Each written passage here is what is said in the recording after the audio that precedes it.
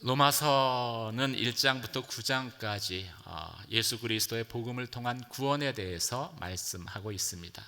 그리고 1장에서 8장까지 그렇게 말씀하고 있습니다. 그리고 9장에서 11장은 복음을 통한 구원이 이스라엘과 또 온 인류 가운데 어떻게 성취될 것인지에 대해서 말씀하고 있습니다. 그리고 12장부터는 복음을 통해 구원받은 자의 합당한 삶에 대해서 영적 예배를 드리라라고 권면하고 있습니다. 12장에서는 그 영적 예배가 자신을 산 제물로 드리는 삶의 예배다라고 말씀합니다. 영적 예배는 교회 안에서는 다른 사람을 교회의 지체로 받아들이고 함께 지체로서 섬기며 몸된 교회를 세우는 것이다 라고 말씀합니다. 오늘 12장 이후의 본문에서는 그 영적 예배가 하나님의 사랑으로 사랑하는 것이다 라고 말씀합니다. 이 하나님의 사랑은 대상에 제한을 두는 사랑이 아니라 형제 사랑으로부터 이웃 사랑, 또 나그네 사랑, 그리고 모든 사람까지 미치는 제한 없는 사랑을 하는 것이다라고 말합니다. 이 모든 사람 안에 포함된 것이 나를 핍박하고 나에게 악을 행한 사람들도 포함이 됩니다. 사랑받을 만한 사람을 사랑하는 것은 자연스럽습니다.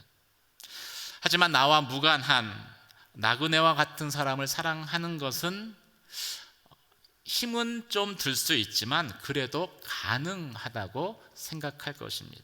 그런데 내게 악을 행한 사람을 사랑하는 것은 대부분의 성도들에게도 불가능한 도전처럼 느껴질 것입니다. 그러면 우리는 어떻게 이 불가능한 도전을 가능한 도전으로 받아들이고 또 사랑할 수 있을까요? 하나님의 사랑으로만 가능합니다. 그러면 하나님의 사랑이라는 것은 어떤 사랑을 말하는 것일까요? 오늘 본문을 통해서 함께 보도록 하겠습니다. 첫 번째, 하나님의 사랑은 거짓이 없는 사랑입니다. 9절 말씀을 함께 읽도록 하겠습니다. 함께 읽겠습니다. 시작. 사랑에는 거짓이 없어야 합니다. 악한 것을 미워하고 선한 것을 붙드십시오. 하나님의 사랑은 거짓이 없는 사랑입니다. 믿음으로 구원받은 성도들의 변화된 삶의 가장 강력한 동기는 하나님을 사랑하는 데서 시작됩니다. 예수님의 십자가의 사랑을 체험한 우리들이기에 하나님을 향한 사랑의 고백을 자연스럽게 하게 되고, 이 사랑의 고백으로부터 우리의 사랑이, 이웃을 향한 사랑이 시작되고 형제 사랑이 시작되어야 되는 것이지요. 하나님 사랑이 우리의 사랑의 출발점이 되어야 합니다. 왜 그렇습니까? 내 사랑은 변하는 사랑입니다. 그런데 하나님의 사랑은 변하지 않는 사랑이기 때문입니다. 우리의 노력으로, 우리의 힘으로, 우리의 결심으로 사랑하는 것은 사랑하는 대상이 누구이냐에 따라서, 또 어떤 상황 가운데 사랑하느냐에 따라서 그 사랑했다, 사랑이 멈춰버리기도 합니다. 또 미워하기도 합니다. 시시각각 변할 수밖에 없죠. 사람들은 이런 사랑을 보면서 진짜 사랑이라고 이야기하지 않을 것입니다. 가짜라고 말할 것입니다. 또 이미 내 안에 사랑이 식어버렸는데 사랑하는 척하는 것을 보면 사람들은 위선된 사랑이라고 말할 것입니다. 그래서 우리의 사랑으로는 안 되는 것이죠. 하나님의 사랑, 변하지 않는 사랑으로부터 우리가 사랑하기를 시작해야 되는 것입니다. 이 하나님의 사랑은 대상과 상황과 관계없이 변하지 않는 일관성이 있는 사랑입니다. 로마서는 이런 하나님의 사랑이 하나님의 긍휼하심으로 말미암는 사랑이다 라고 말씀하고 있습니다. 이스라엘 백성이 예수를 거절하고 복음을 거절했음에도 하나님의 그 긍휼하심의 사랑으로 인해서 하나님은 이스라엘을 버리지 않으셨기 때문입니다. 로마서 11장 31절은 이렇게 말씀합니다. 여러분에게 베푸신 긍휼로 이제 그들도 긍휼히 여기심을 받게 하려는 것입니다. 이 긍휼하심 때문에 이스라엘 백성은 거절해도 불순종해도 버림받지 않고 다시 하나님께 돌아오게 되고 회복되고 하나님의 큰 구원의 통로가 될 것이다 라는 것을 바울은 확신할 수 있었던 것이죠. 이 긍휼하심의 사랑은 못난 자녀를 둔 부모의 사랑처럼 대상이 못나고 거역했다라고 해서 접는 사랑이 아닙니다. 사람의 행동이나 말 때문에 변하는 사랑이 아닙니다. 그래서 거짓 없는 진실된 사랑인 것이죠. 이런 하나님의 사랑의 특징은 악을 미워하고 선을 붙든다라는 것입니다. 즉 분명한 기준이 있다라는 것이지요. 우리의 사랑, 인간의 사랑은 감정적입니다. 그래서 대상에 따라서 때로는 그 기준도 쉽게 변해버리죠. 사랑에 대한 이런 유행가 가사가 있다고 합니다. 당신을 사랑하는 게 잘못이라면 나는 바르게 살고 싶지 않습니다.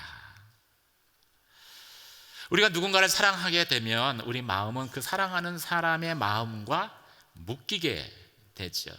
그리고 묶이는 순간 이 기준, 이 선악의 기준이 모호해져 버립니다. 특히 이 사랑하는 대상이 자녀일 때 우리는 이런 것들을 많이 경험합니다. 자녀가 잘못해서 야단을 치는데 그때는 분명한 기준을 가지고 야단을 치는 것이죠. 그런데 이 자녀가 우는 거예요. 울면서 큰 눈으로 아빠를 쳐다봅니다. 야단을 쳐야 되거든요. 훈육을 해야 되는데 그 눈물에 그냥 넘어가 버리는 경우가 종종 있지는 않으십니까? 이것은 엄밀한 의미로 보면은 인간의 사랑이지 하나님의 사랑과는 다릅니다. 하나님의 사랑은 분명한 기준이 있는 사랑이기 때문입니다. 그래서 요동함이 없는 사랑이기 때문입니다. 이것은 어떤 의미에는 하나님을 사랑하는 것보다는 그 대상을 사랑하는 것이기에 하나님 사랑이라고 할 수 없는 것이죠. 하나님 사랑은 감정에 치우침이 없습니다. 진리 가운데 사랑하는 것입니다. 하나님의 기준대로 사랑하는 것입니다. 그래서 치우침이 없고 요동이 없고 내 감정에 의해서 사랑이 멈추는, 사랑의 일관성을 잃어버리는 일도 없는 것입니다. 사랑하는 성도 여러분, 그 하나님의 사랑으로 사랑하는 저와 여러분이 되시길 주님의 이름으로 축원합니다. 구원받은 자로서의 합당한 삶은 그 하나님의 사랑으로 사랑하는 것입니다. 형제를 사랑하고 이웃을 사랑하는 것입니다. 상황에 따라서 그 사람의 행동에 따라서 사랑했다 말았다 하는 그런 사랑이 아니라 일관되게 변함없이 계속 사랑하는 것입니다. 그런 사랑을 시작하는 저와 여러분이 되시길 주님의 이름으로 축원합니다. 두 번째, 하나님의 사랑은 제한이 없는 사랑입니다. 하나님의 사랑은 형제 사랑에서 또 이웃 사랑으로 모든 사람을 향한 사랑으로 점점 확장해 가는, 제한 없이 확장해 가는 사랑이라고 말씀합니다. 10절에서 16절까지 말씀을 함께 읽도록 하겠습니다. 함께 읽겠습니다. 시작. 형제의 사랑으로 서로 사랑하고 서로 먼저 존경하며 열심을 내 일하고 성령으로 뜨거워진 마음으로 주를 섬기십시오. 소망 가운데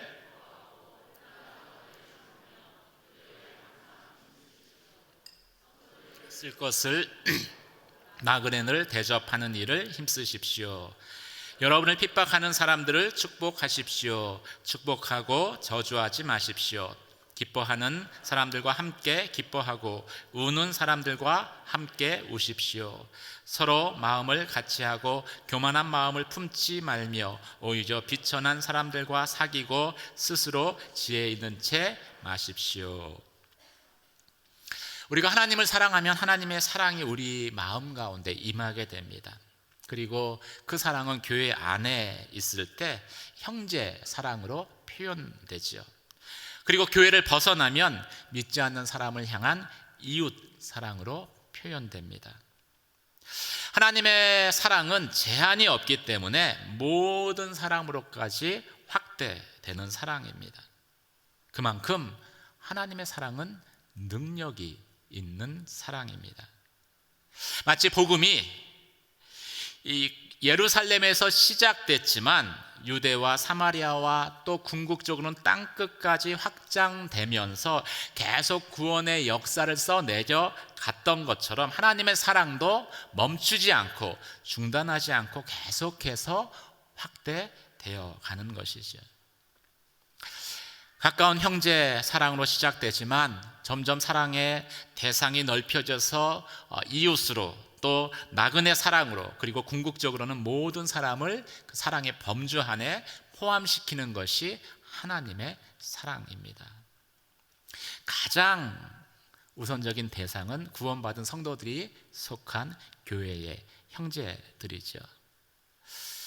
한번 옆에 분들에게 이렇게 축복해 주시오. 당신은 사랑받기 위해 이곳에 왔습니다.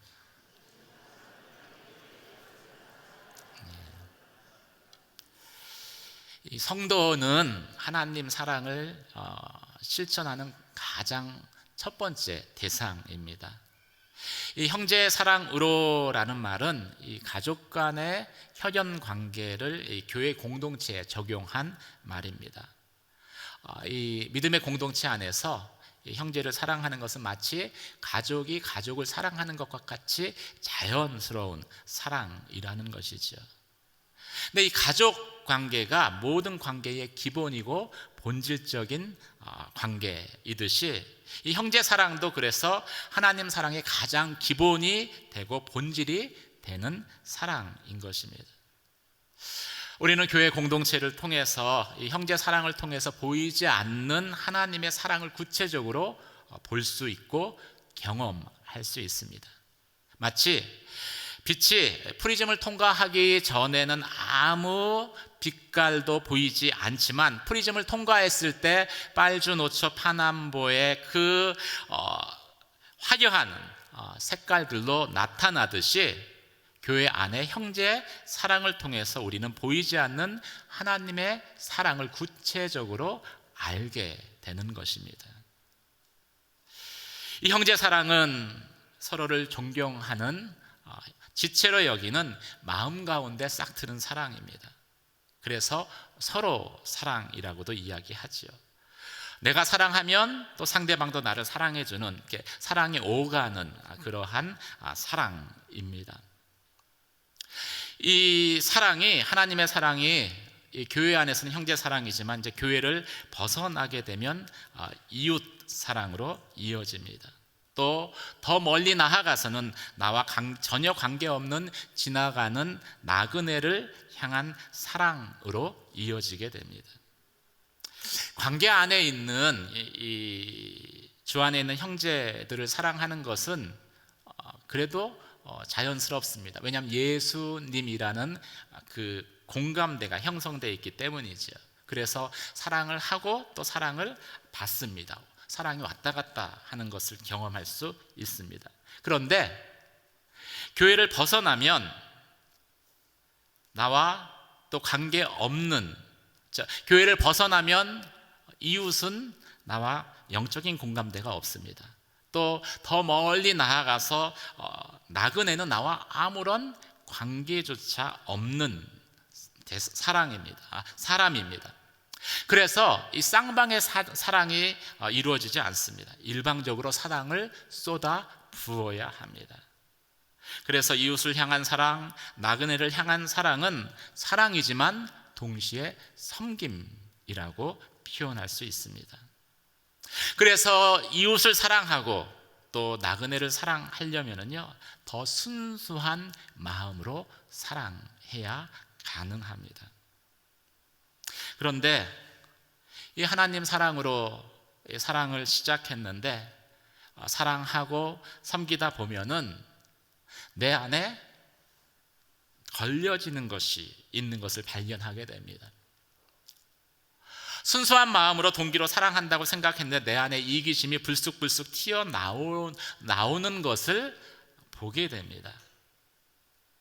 그때는 어떤 때입니까? 다시 하나님을 향한 열심, 또 성령으로 우리의 마음이 뜨거워져야 되는 시기인 것이지요. 다시 하나님께 나아가야 합니다. 다시 그 사랑으로 내 마음을 뜨겁게 충만하게 채워달라고 기도해야 합니다. 그리고 또 사랑해야 하는 것이죠.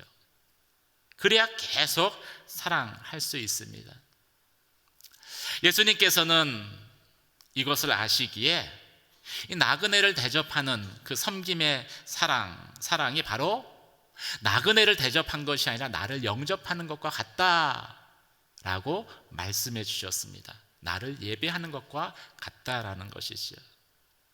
이런 섬김의 사랑은, 일방적인 사랑은 예수님께 섬기는 듯한 섬기는 마음으로, 태도로 사랑해야 되는 사랑이기 때문입니다. 근데 또 아무리 섬겨도 변하지 않는 대상도 있습니다. 열심히 사랑으로 섬겼는데 오히려 조롱하고 비난을 하는 사람도 있습니다. 그런 사람은 오늘 말씀과 같이 인내하면서 변하지 않음에도 불구하고 마치 변하지 않는 나를 예수님께서 나를 위해서 십자가에 죽으셨듯이 변화된 모습을 소망하며 기쁨 가운데 기도하면서 사랑해야 된다라고 말씀하고 있습니다. 이것이 하나님의 사랑인 것이지요.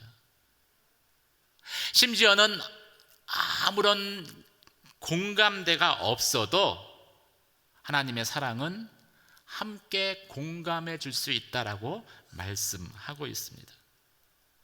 그들의 아픔에 함께 아파하고 그들의 기쁨에 함께 기뻐해 주는 것, 영적 공감대는 없지만 그들이 당한 그 일 가운데 그 마음에 공감해 주는 것이 또 하나님의 사랑이라고 말씀하고 있습니다. 이런 사랑은 마음이 교만해서는 할 수 없는 사랑입니다. 겸손한 마음, 자기보다 남을 낮게 여기는 그 낮아진 마음을 가져야 할 수 있는 사랑입니다. 그런데 히브리서 4장 15절을 보면 예수님이 그런 마음을 가지셨습니다. 겸손하게 자신을 낮추시고 우리의 아픔과 우리의 고통 가운데 공감해 주셨습니다. 4장 15절 말씀 가운데 이렇게 기록하고 있습니다. 우리에게 계신 대제사장은 우리의 완악함을 동정하지 못하시는 분이 아니며 우리와 또한 모든 면에서 우리와 동일하게 시험을 당하셨으나, 우리의 모든 아픔에 함께 아파하시고 우리의 슬픔에 함께 슬퍼하시고 우리의 기쁨에 함께 기뻐해 주시는 사랑이 바로 예수님의 사랑이라고 말씀하고 있죠.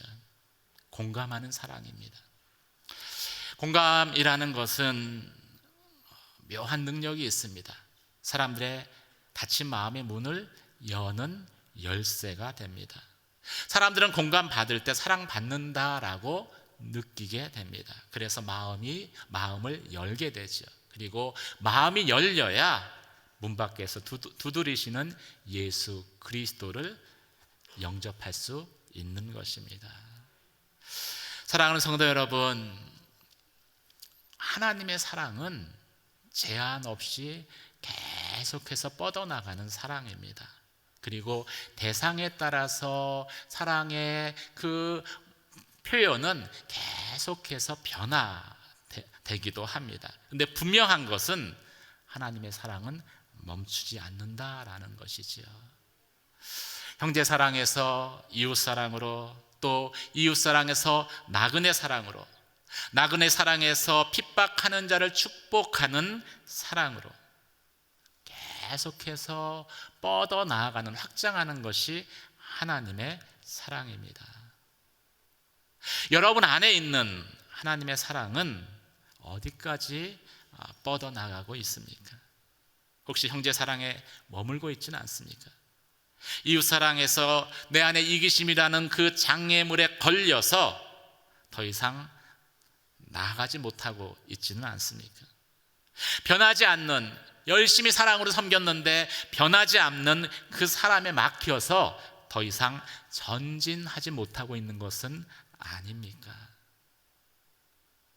그렇다면 바로 그 시간 하나님께 나아가 기도하는, 하나님의 사랑을 구하는 저와 여러분이 되시길 주님의 이름으로 축원합니다. 하나님을 향한 열정과 성령으로 다시 우리의 마음이 뜨거워지게 하옵소서. 그리고 멈췄던 그곳에서 다시 사랑하기를 시작하게 하옵소서. 그런 저와 여러분 되시기를 주님의 이름으로 축원합니다. 오늘 본문은 세 번째, 하나님의 사랑은 모든 사람, 원수까지도 품는 사랑이다 라고 말씀하고 있습니다. 17절부터 21절까지 말씀을 함께 읽도록 하겠습니다. 시작. 아무도 악을 악으로 갚지 말고 모든 사람 앞에서 여러분이 할 수만 있으면 모든 사람들과 평화롭게 지내십시오. 사랑하는 형제들이여, 여러분이 스스로 원수를 갚지 말고 하나님의 진노하심에 맡기십시오. 기록되기를 원수를 갚는 것이 내게 있으니 내가 갚아주겠다고 주께서 말씀하십니다. 내 원수가 굶주려 있으면 먹이고 목말라 하면 마실 것을 주어라. 이로써 내가 그의 머리 위에 숯불을 쌓을 것이다. 악에 지지 말고 선으로 악을 이기십시오. 복음은 본질적으로 우리가 사랑스럽기 때문에 사랑받은 것이 아니라고 말하고 있습니다. 그리스도는 우리가 전혀 아름답지 않을 때 우리를 아름다운 존재로 만들기 위해서 십자가에 죽으셨고 또 사랑해 주셨기 때문이죠. 이런 복음의 본질을 기억한다면, 그리고 그 사랑으로 인해서 내가 구원받았다라는 사실을 고백한다면, 우리에게는 사랑하기 힘든 대상도 사랑할 수 있다는 고백이 뒤따라야 할 것입니다. 하나님의 사랑은 모든 사람을 대상으로 한 사랑으로까지 확장되어야 합니다. 모든 사람을 사랑할 때 넘어서야 할 관문이 바로 내게 악을 행한 사람, 나를 핍박한 사람일 것입니다. 어떻게 우리는 내게 적대적인 사람까지도 사랑할 수 있겠습니까? 오늘 성경은 악을 이기는 유일한 길은 선으로 악을 이기는 것이다 라고 말씀하고 있습니다. 여기서 말하는 선이라는 것은 악한 사람을 용서하고 사랑하는 것을 의미하는 것이죠. 이것으로 악을 이길 수 있다는 것이죠. 근데 여기서 이긴다라고 표현한 그 말이, 그 원어를 보면은 이 제압하다라는 그런 군대 용어를 사용을 했습니다. 군사 용어를 사용했죠. 이 말은 만약 내게 악을 행한 것 때문에 내가 그 사람에게 악을 동원해서 갚겠다라고 하는 것은 이미 싸움을 시작하기도 전에 악에게 제압당한 것과 같다는 의미를 포함하고 있는 것입니다. 악으로 악을 이길 수는 없습니다.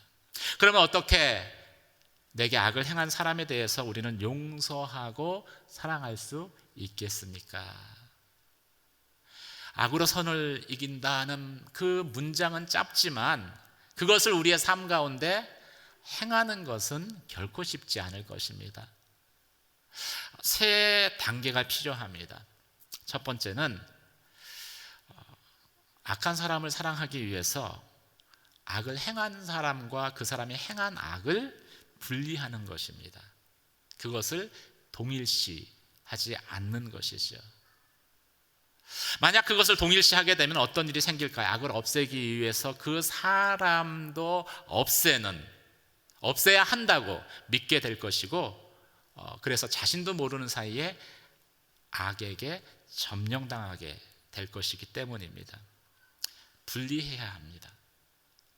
두 번째 단계는 악을 행한 사람에 대해서 하나님의 긍휼하심으로 바라보는 것입니다.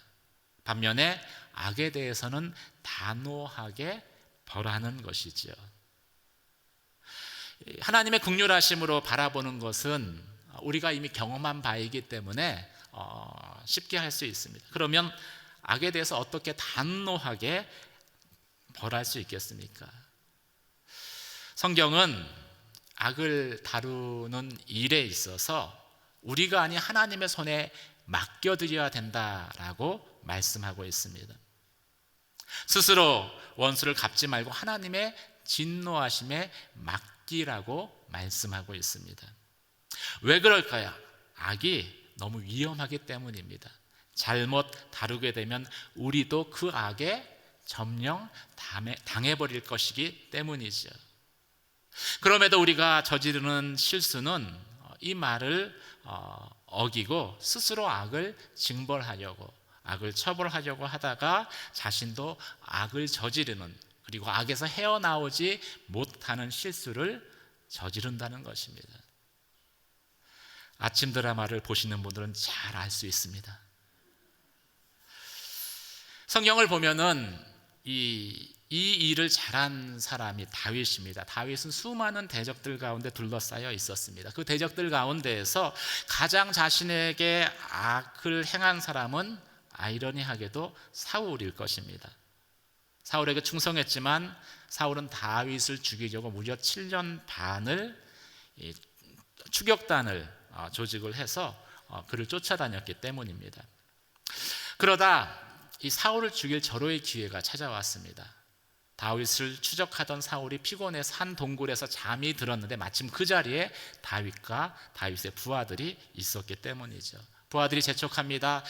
사울을 죽일 절호의 기회를 하나님이 주셨습니다. 칼로 사울을 베어버리십시오. 그런데 다윗이 그렇게 하지 않았습니다. 대신 이렇게 말하죠. 하나님이 기름 부어 세운 자에 대한 심판은 하나님이 하실 것이다. 선으로 악을 이긴 것입니다. 다윗은 수많은 대적자들을 놓고서도 하나님 앞에 기도했습니다. 그들을 벌해달라고, 심판해달라고 기도했습니다. 다윗이 어떻게 하나님이 기뻐하시는 예배자로 인정받을 수 있었겠습니까? 다윗은 악을 심판하는 것을 하나님께 의탁했기 때문입니다. 맡겼기 때문입니다. 세 번째 단계는 이제 우리 말과 행동으로 느끼게끔 구체적으로 사랑을 표현하는 것입니다. 오늘 본문 가운데 내 원수가 줄이거든 먹이고 목말라 하거든 마실 것을 주라 라고 말씀하고 있습니다. 이것은 공감하라는 것이죠. 원수라 할지라도 굶어 죽게 되는 그 상황은 얼마나 비참하겠습니까? 그 비참한 상황에 공감하고 또 목말라 죽게 되는 그 상황은 얼마나 처절하겠습니까? 그 처절한 상황에 우리가 공감할 수는 있지 않느냐라는 것입니다. 공감이 사랑이기 때문입니다. 함께 고통하는 것, 함께 아파하는 것, 함께 목말라 하는 것, 그것이 사랑이기 때문이죠. 그리고 긍휼의 마음을 가지고 그들의 피조를 채워주라라고 말씀하고 있습니다. 이런 사람은 숯불을 그 머리에 쌓는 사람이다. 이 숯불을 머리에 쌓는다라는 의미는 가장 필요한 도움이 되어준다라는 것입니다. 이 일교차가 심한 중동 지방에서 이 추운 날씨에 숯불은 생명과도 같이 소중한 것입니다. 그런데 추운 날씨에 숯불을 꺼트리는 이웃이 있었습니다. 그러면 그 이웃은 머리에 화로를 이고 옆집으로 갑니다. 그리고 불을 좀 빌려달라고 하죠. 불씨를 달라고 합니다. 이 숯불은 추운 날씨에는 생명과도 같이 소중한 것입니다. 그런데 그 사람이 숯불을 빌려줍니다. 그러면 그 사람은 머리에 숯불을 이고 가게 되는 것이죠. 숯불을 머리에 쌓는다라는 것은 나를 괴롭히고 또 학대하는 이웃이다 하더라도 그가 정말로 필요할 때는 그 필요를 베풀어야 된다라는 의미인 것입니다. 악으로 선으로 악을 이기는 것이죠. 사랑하는 성도 여러분, 하나님의 사랑은 제한이 없는 사랑입니다. 그 사랑에 제한을 두는 것은 하나님이 아니라 우리들 자신입니다. 그리고 그 제한을 푸는 것이 바로 예수 그리스도의 십자가 앞에 우리가 죽는 것입니다. 형제 사랑하다, 그 사랑이 차고 넘쳐서 이웃을 사랑할 때,